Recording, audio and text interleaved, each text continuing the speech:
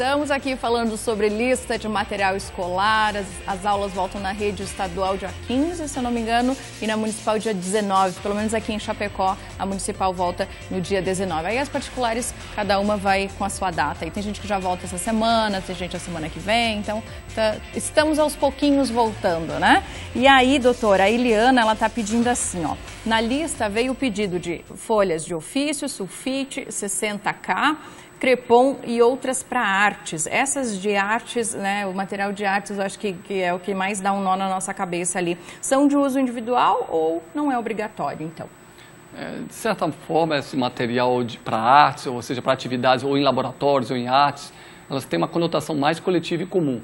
É difícil, às vezes, você distinguir se elas têm a especificidade ou se são direcionadas para o aspecto individual. Tem que se analisar, inclusive, um aspecto que é a quantidade. Se você vai pedir 50, 100 folhas, resma de papel para poder fazer uma atividade ao longo do semestre ou do ano, eu entendo que talvez seja plausível.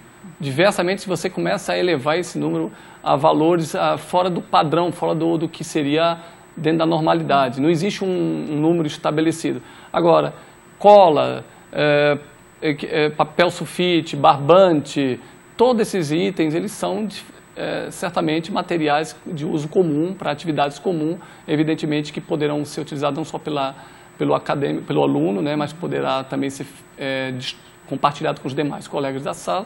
Então, isso aí, pela lei, tem uma conotação abusiva, sim. Tá.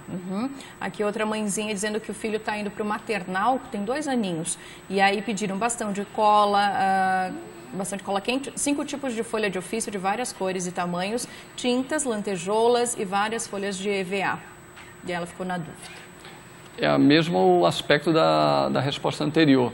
É difícil você fazer uma distinção se a quantidade que foi pedida ela é plausível para o aspecto individual, mas todo esse material que não tem a conotação do aspecto pedagógico da aula, ou seja, do dia a dia, da normalidade, da rotina da sala de aula, ela pode então ser entendida por abusivo.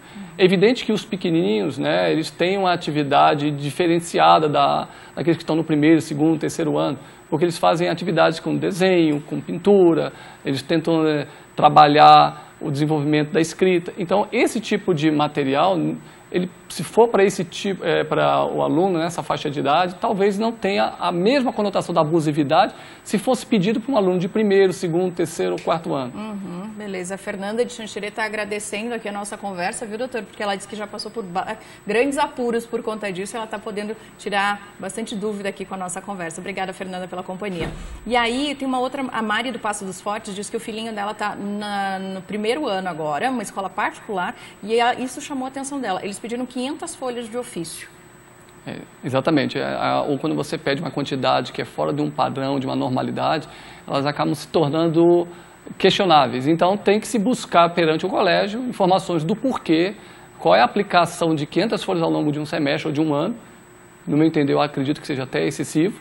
E buscar desses esclarecimentos se há uma razão de uma aplicação mais específica, dentro de alguma atividade mais específica. Caso não consiga nenhum resultado positivo, aí buscar o PROCON, recorrer ao PROCON para que o PROCON possa auxiliar essa mãe. Só uma dica, mãe. É muito interessante em situações como essa, principalmente nos estabelecimentos particulares, que se busque se associar aos pais, uma associação de pais e alunos, para que ganhe força os esclarecimentos, os requerimentos e esses esclarecimentos que deverão ser buscados, de maneira que futuramente não haja, de forma eventual, qualquer tipo de retaliação em relação ao filho. Não que os colégios façam esse tipo de retaliação, mas se eventualmente vier a ocorrer, dificilmente esse fato prevaleceria se tivesse uma associação por trás, buscando esclarecimentos sobre determinadas práticas abusivas. Perfeito. Olha só, a Eliane do bairro Refap aqui de Chapecó, ela disse que o filho dela está indo para a 7ª série e recebeu uma lista de materiais com itens para a sala de aula e uma outra lista para a secretaria. Pelo menos essa foi honesta, né, doutor? Esclareceu ali. Mesmo que tenha sido determinado que uma lista seja para a secretaria, eu entendo que essa lista é para assuntos administrativos, ou seja, para os atos administrativos de um estabelecimento de ensino. Esse tipo de procedimento é abusivo. Qualquer material voltado para higiene, atos administrativos, biblioteca, laboratório, ou seja, de cunho comum, coletivo, ou que venha beneficiar, criar um facilitador para o colégio em relação às suas operações, é abusivo. Há casos, inclusive, que nós já tivemos conhecimento de pessoas que foram obrigadas a pagar taxas para que pudessem, com essas taxas, dar o complemento em relação aos gastos com fotocópias, toner e tinta. Isso não pode. Sim. Isso é o custo inerente ao risco da atividade do estabelecimento de ensino. Ele que tem que absorver isso. Ótimo, doutor. Infelizmente está acabando o nosso